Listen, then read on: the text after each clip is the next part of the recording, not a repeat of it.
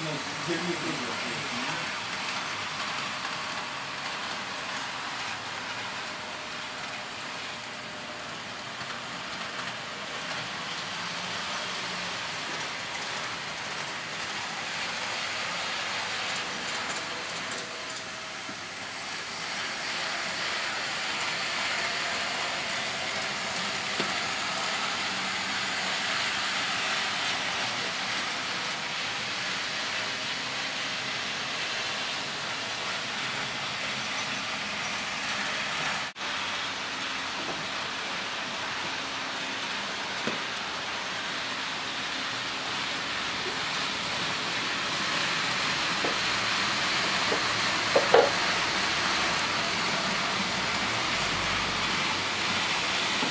労働運転。何のことでさ、関東地区のクラブの出会いの。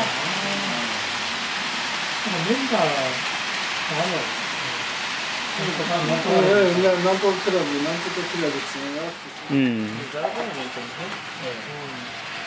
芯がちょっと多めにして、車体についた時にまだヒタヒタになるようにすればいいんですけど。